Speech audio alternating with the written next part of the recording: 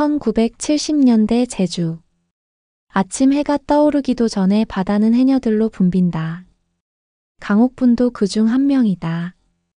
41살의 옥분은 오늘도 어김없이 물옷을 입고 바다로 향했다. 찬 바닷물이 온몸을 감싼다. 숨을 크게 들이마시고 물속으로 잠수한다. 칠흑 같은 바다 밑에서 옥분의 손은 바위 틈을 더듬는다. 전복이다. 오늘따라 전복이 제법 크다. 한 번 잠수할 때마다 폐가 터질 듯 아프다. 수면 위로 올라와 숨을 고른다. 호오이 호오이. 해녀들의 숨비소리가 바다 위에 울려 퍼진다. 다시 잠수한다. 몸이 천근만근이지만 멈출 수 없다. 2시간을 넘게 물속을 오갔다. 태왕 망사리에 전복과 소라가 가득 찼다. 옥분은 그중 가장 큰 전복 3개를 따로 챙긴다. 성인 남자 손바닥만 한 크기다. 시장에 내다 팔면 한 달 쌀값은 나오는 귀한 것이다. 허허, 오늘은 운이 좋구나. 옥분의 입가에 미소가 번진다. 하지만 이 전복을 팔 생각은 없다. 오늘은 육지에서 고생하는 큰아들이 집에 온다. 몇 달 만에 보는 아들이다. 아들을 위해 아껴뒀다. 물질을 마치고 해변으로 나온다. 온몸이 얼어붙는다. 불턱으로 가서 몸을 녹인다. 다른 해녀들도 모닥불 주위에 모여 앉는다. 옥분은 망사리를 확인하니 전복 2개가 여전히 반짝인다. 집으로 돌아오는 길은 언제나 힘들다. 무거운 망사리를 이고 걸으니 다리가 후들거린다. 하지만 오늘은 발걸음이 가볍다.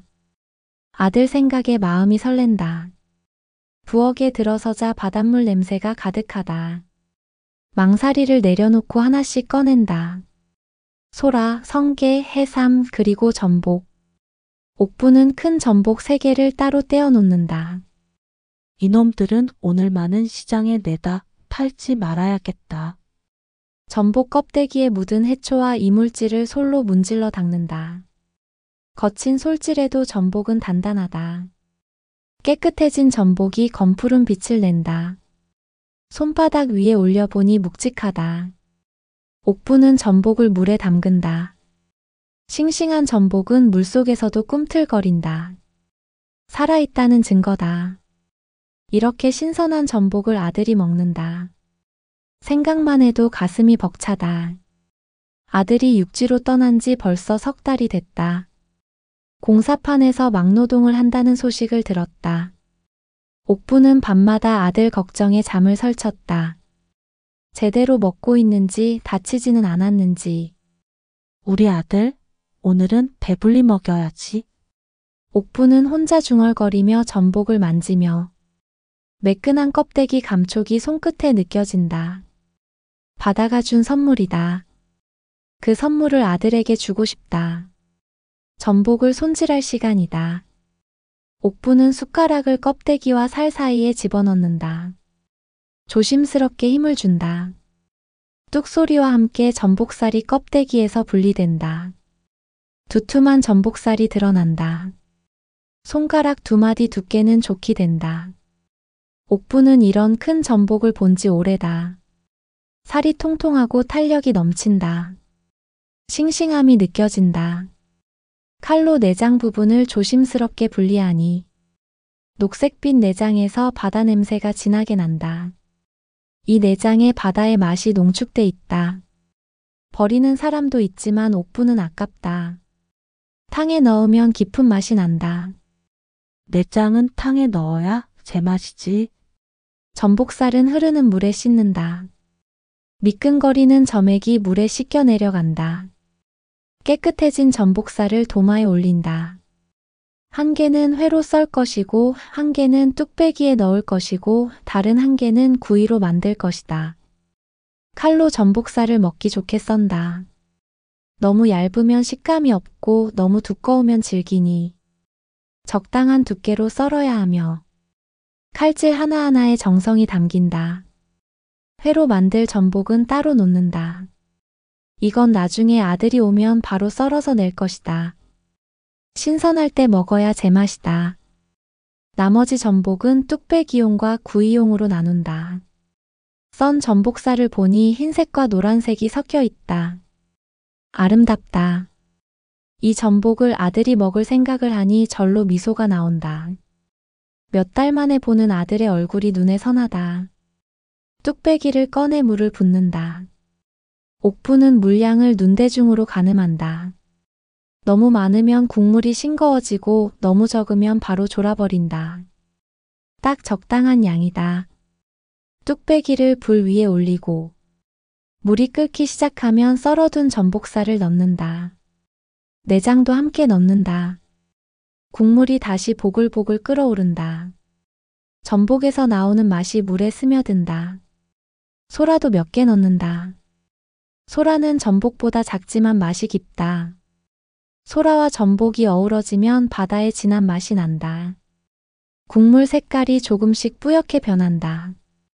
파를 송송 썰고 마늘도 편으로 썬다.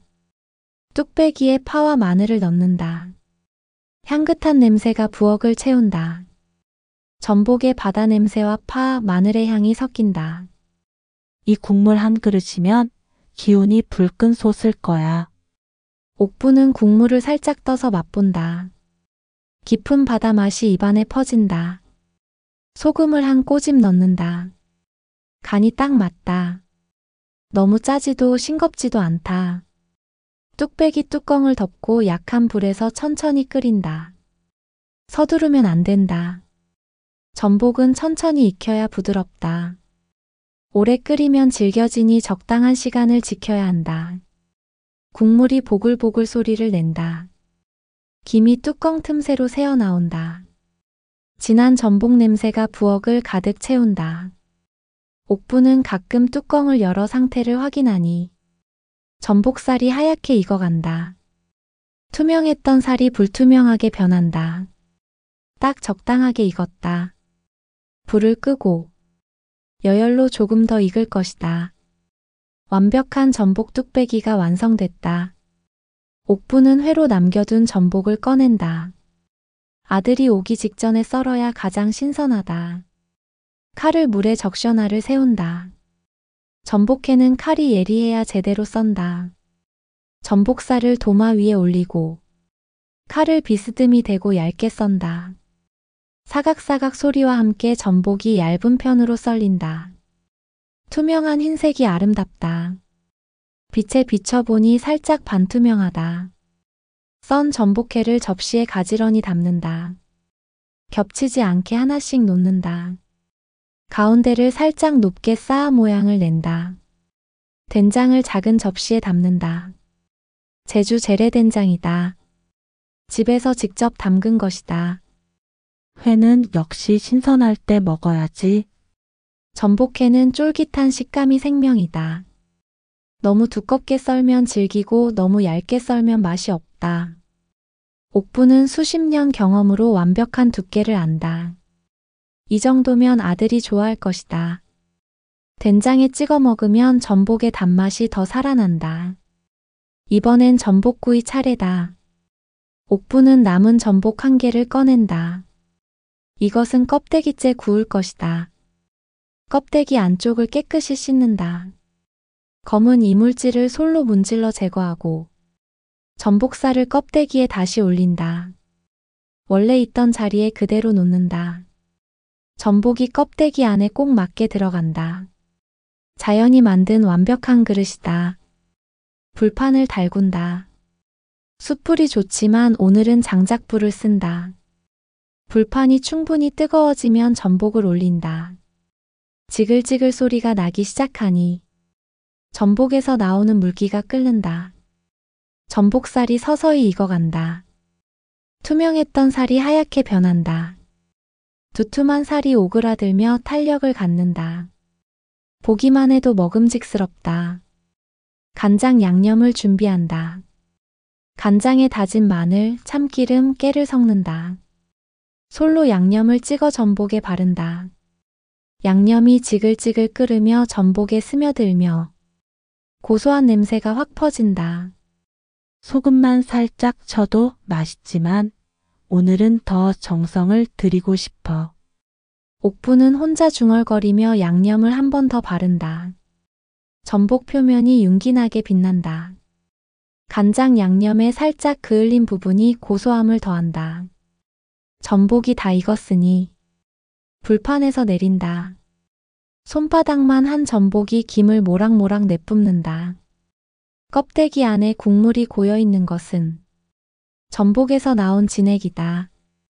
이 국물이 또 별미다. 대문 밖에서 발소리가 들린다.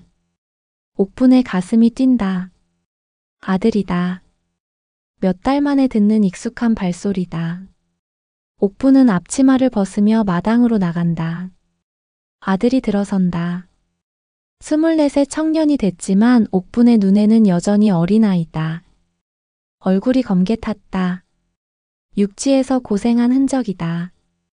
옥분의 가슴이 먹먹해진다. 어머니, 아들이 조심스럽게 부른다. 옥분은 아들을 끌어안고 싶지만 참는다. 제주 어머니들은 감정을 드러내지 않는다. 하지만 눈가가 촉촉해진다. 들어와라. 배고프지? 옥부는 아들을 부엌으로 데려간다. 이미 상을 차려뒀다.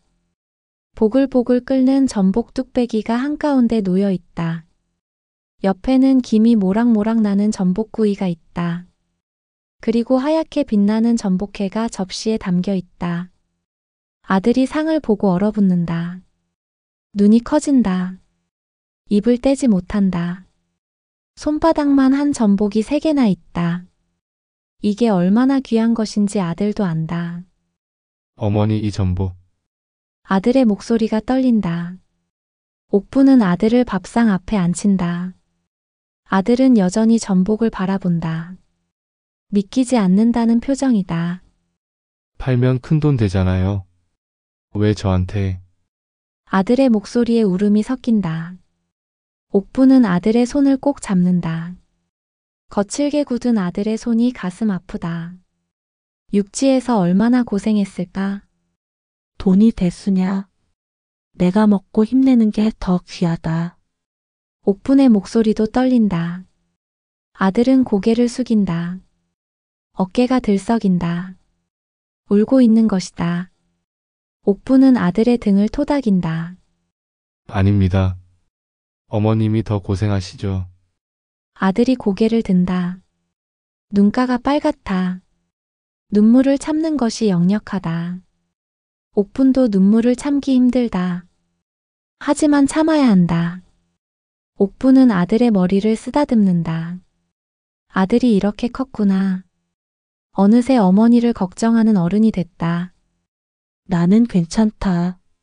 내가 건강히 먹는 것, 그게 내 기쁨이지. 옥부는 아들에게 숟가락을 쥐어준다. 아들은 떨리는 손으로 뚝배기를 끓인다. 국물을 한 숟가락 뜬다. 입에 넣는다. 눈을 감는다. 아들이 천천히 씹는다. 전복의 쫄깃한 식감이 입안을 채운다. 바다의 깊은 맛이 혀끝에서 퍼진다. 어머니의 손길이 느껴진다.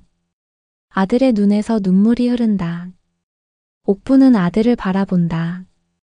아들이 맛있게 먹는 모습이 세상에서 가장 아름답다.